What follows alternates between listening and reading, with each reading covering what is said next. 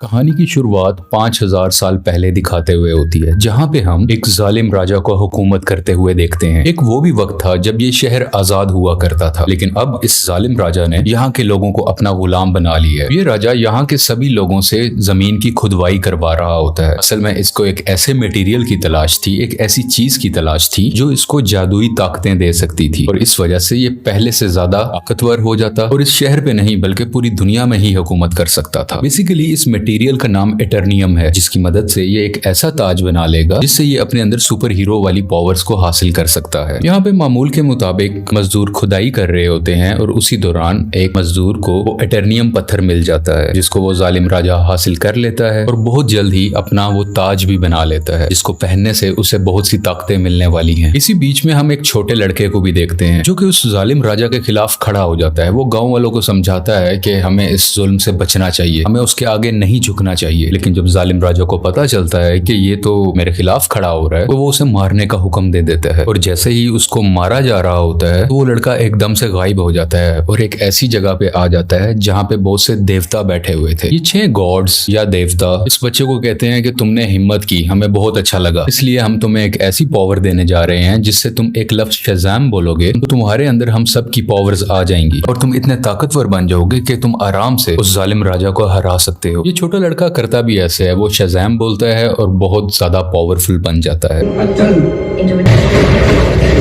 और फौरन ही वो उस राजा के महल में आ जाता है, जहाँ पे वो अपना शैतानी ताज पहन रहा होता है कि उसके पास बहुत सी पावर्स आ जाएं। लेकिन ये छोटा लड़का जो शज़ाम बोलने के बाद अब बहुत पावरफुल बन चुका है, वो वहाँ आके तबाही मचा देता है और सबको मारने लगता है। ये इतने गुस्से में होता है कि जालिम राजा के साथ साथ वहाँ के पूरे शहर को ही तबाह कर डालता है। और यहीं से कहानी जाती है 5000 साल बाद और हम प्रेजेंट का टाइम देखते हैं। अभी के टाइम पे भी हमें वही शहर दिखाया जाता है जहाँ पर एक गैंग ने पूरे तरीके से इस शहर पे कब्जा किया होता है। ये लोगों पे जुल्म कर रहे हैं, लूट मार कर रहे हैं, पूरी तरह से इस शहर को कंट्रोल में कर रखा है। असल में इस गैंग का एक ही मकसद है कि उस ताज को तलाश करना, यानी कि ये उसी क्राउन, उसी ताज को तलाश कर रहे होते हैं जो आज से 5000 साल पहले उस जालिम राजा ने बनाया था। वो खुद तो मारा गया था, लेकिन उसका ताज अभी भी कहीं ना कहीं इसी शहर में ही दफन है। अब हम एक लड़की को देखते हैं जिसका नाम एड्रियाना है। वो भी इसी ताज को ही ढूंढ रही होती है। ये लड़की पुरानी चीजों को ढूंढने में काफी एक्सपर्ट है, क्योंकि ये आर्कियोलॉजिस्ट है, यानी ये वो लोग होते हैं जो जमीन की खुदाई करते हैं और हिस्ट्री की बहुत सी चीजों के बारे में काफी मालूमात भी रखते हैं। तो ये लड़की एड्रियाना एक केव में जाती है, एक गार में जाती है, जहाँ पे काफी कोशिशों के बाद इसको वो ताज मिल भी जाता है। एड्रियाना और उसके साथी इसी बात को लेके खुश हो ही रहे होते हैं, तो हमें पता चलता है कि इसी का एक साथी जिसका नाम इस्माइल है, वो उसी गैंग के साथ मिला हुआ है जिसने पूरे शहर पे कब्जा कर रखा है। तभी इस्माइल अपने साथ आए हुए एक साथी को मार देता है और अपने गैंग के दूसरे लोगों को भी उसी गार में बुला लेता है।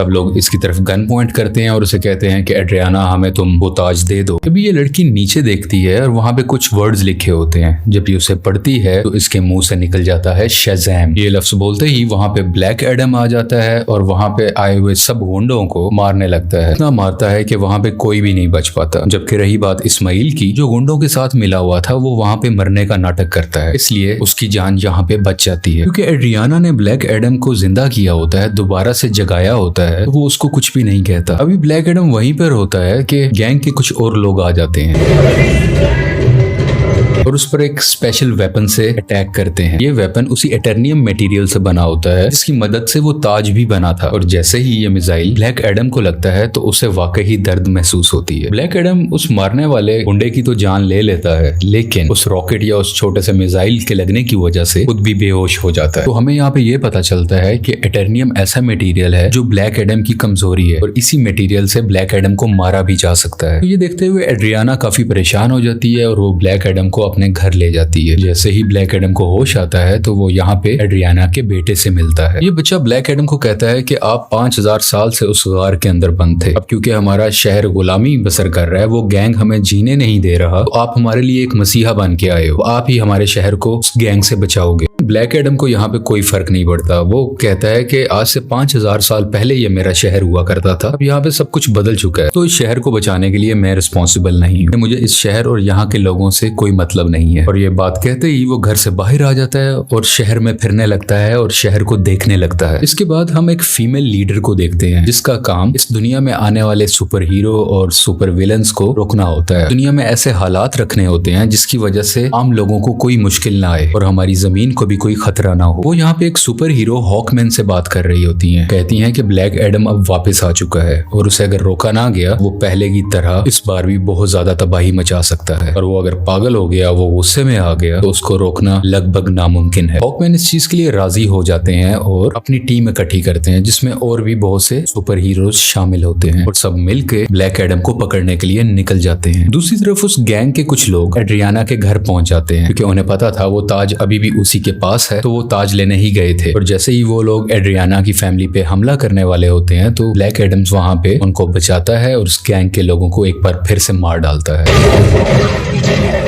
और बचे हुए कुछ लोगों से ये अभी फाइट कर ही रहा होता है। तभी उसी वक्त हॉकमैन की बनाई हुई टीम वहां पे आ जाती है और ये सब मिलके ब्लैक एडम से लड़ाई करने लगते हैं। लेकिन अभी भी ब्लैक एडम इन पर भारी था। वो गैंग के लोग और जस्टिस सोसाइटी की टीम दोनों मिलके भी इसका कुछ नहीं बिगाड़ पा रहे थे और आखिरकार ब्लैक एडम वहां से चला जाता है। ये जस्टिस सोसाइटी की टीम जो कि हॉकमैन की बनाई हुई टीम है, वो एड्रियाना के पास आते हैं और उसे मदद मांगते हैं कि तुम हमारी हेल्प करो उसको पकड़ने में। लेकिन एड्रियाना उन्हें कहती है कि तुम तब कहाँ थे जब हम पे ये जुल्म हो रहे थे, तुम लोगों को तो मैंने पहले कभी नहीं देखा। एक ब्लैक एडम ही है जिसने हमें बचाया, जब मैं मरने वाली थी तो उसी ने ही मुझे बचाया था। जस्टिस सोसाइटी के लोग कहते हैं जिसको तुम समझ रही हो कि वो तुम्हारी हिफाजत कर रहा है, वो बहुत खतरनाक है। आज से 5000 साल पहले भी उसने हमारे इसी शहर को पूरे तरीके से तबाह कर दिया था। और बिल आखिर ये लोग एड्रियाना को राजी कर लेते हैं और इसीलिए एड्रियाना इन सबको ब्लैक एडम के पास ले जाती है ताकि सब लोग बैठ के आपस में बात कर सके, ताकि वो दोनों एक दूसरे की बातों को समझ सके और इनकी आपस की लड़ाई आपस में खत्म हो जाए। तभी दूसरी तरफ इस्माइल जो कि एड्रियाना का साथी था,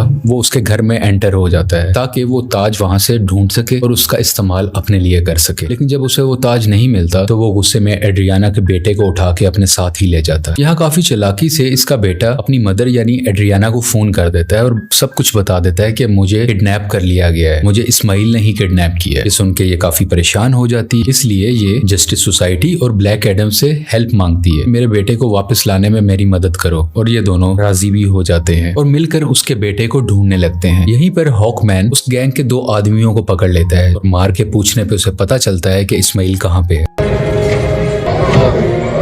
इस्माइल ने उसके बेटे को एक खुफिया जगह में रखा है जो कि एक रेगिस्तान में है। और जब ये सब यानी ब्लैक एडम और जस्टिस सोसाइटी उस जगह पर पहुंचते हैं तो देखते हैं कि इस्माइल ने उसके बेटे पे गन पॉइंट की हुई है। और यहाँ पे इस्माइल एक राज बताता है कि वो गैंग जो पूरे शहर में तबाही मचा रहा है उसका लीडर मैं ही हूँ और ये सब गुंडे मेरे लिए ही काम करते हैं। इसलिए वो एड्रियाना को कहता है कि अगर तुम्हें अपने बेटे की जान बचानी है तो मुझे वो ताज दे दो। तो ये परेशान माँ उसको वो ताज दे देती है ताकि उसके बेटे की जान बच सके। लेकिन इसके बावजूद भी वो उस बच्चे पे गोली चला देता है और जैसे ही ब्लैक एडम ये देखता है तो वो तेज स्पीड से उड़ता हुआ उसके आगे आकर उस बच्चे की जान बचा लेता है और यहाँ पे इस्माइल को अपनी लाइटनिंग से जला के मुकम्मल तरीके से खत्म कर डालता है।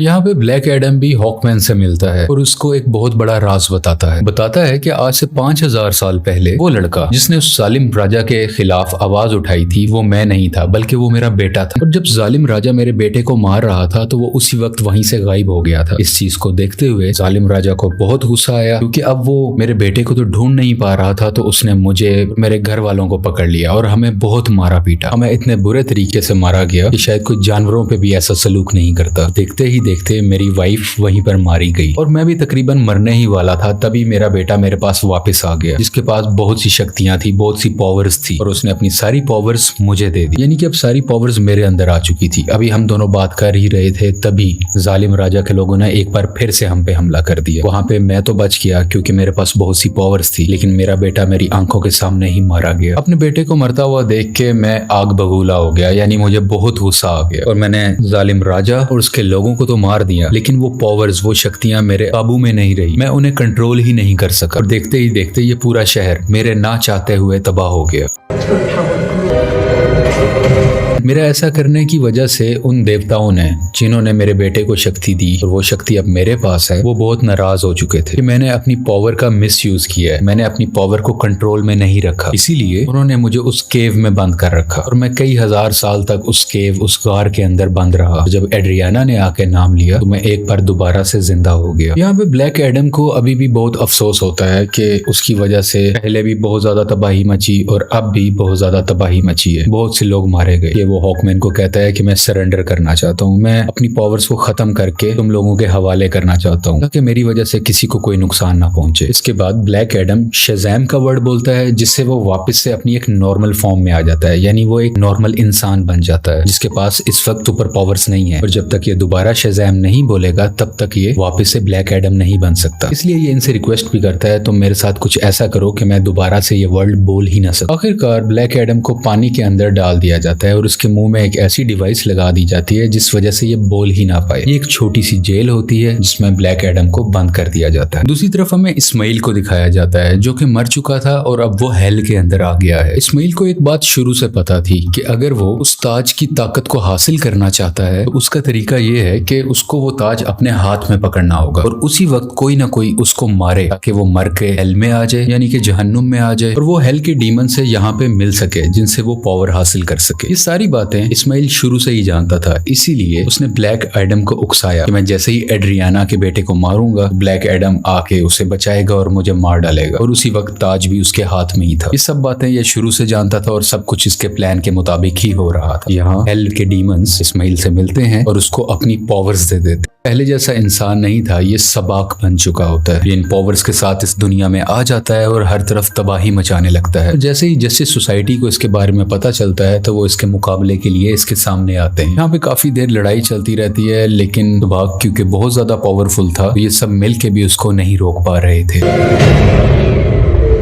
इसी जस्टिस सोसाइटी के एक और टीम मेंबर जिनका नाम डॉक्टर फेट है, वो अपनी मल्टीपल फॉर्म्स में आते हैं, मुख्तलिफ पावर्स का इस्तेमाल करते हुए सबाक को मारने की कोशिश करते हैं, लेकिन फिर भी कामयाब नहीं होते और बहुत जल्द ये सब समझ जाते हैं कि सबाक को ब्लैक एडम के अलावा और कोई नहीं हरा सकता। इसलिए वो यहाँ पे टेलीपैथी के जरिए ब्लैक एडम से बात करने लगते हैं, को बताते हैं कि हमें तुम्हारी हेल्प की जरूरत है और ये लोग यहीं से उसकी काफी हेल्प भी करते हैं ताकि वो खुद को आजाद करवा सके। वहां से निकलते ही वहां के कुछ सोल्जर्स को मारता है,